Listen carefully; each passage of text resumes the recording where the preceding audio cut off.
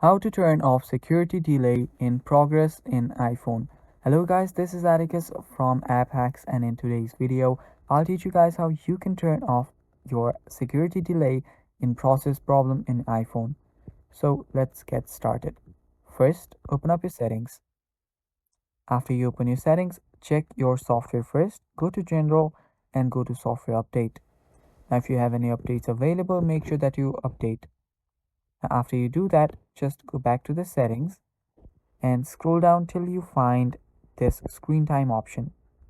After you're there, scroll down, tap on content and privacy restrictions and turn this on.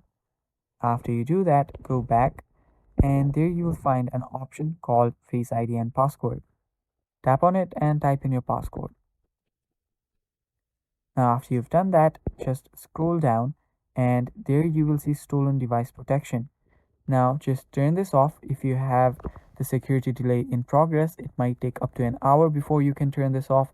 And after the hour is over, just turn this off and you won't be getting the security delay in progress again in your iPhone.